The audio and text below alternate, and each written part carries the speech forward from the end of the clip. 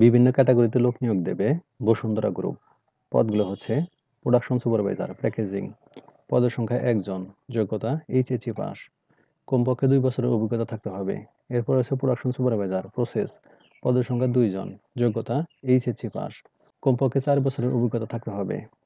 এরপর আছে operator, milling and grinding. পদের সংখ্যা ১ জন। যোগ্যতা এইচএসসি পাস। কমপক্ষে ৩ বছরের অভিজ্ঞতা থাকতে হবে। এরপর আছে জুনিয়র অপারেটর, প্যাকেজিং মেশিন। পদের সংখ্যা ১ জন। যোগ্যতা ৮ম শ্রেণী পাস। কমপক্ষে ১ বছরের অভিজ্ঞতা থাকতে হবে। এরপর আছে ইলেকট্রিশিয়ান। পদের সংখ্যা ১ জন।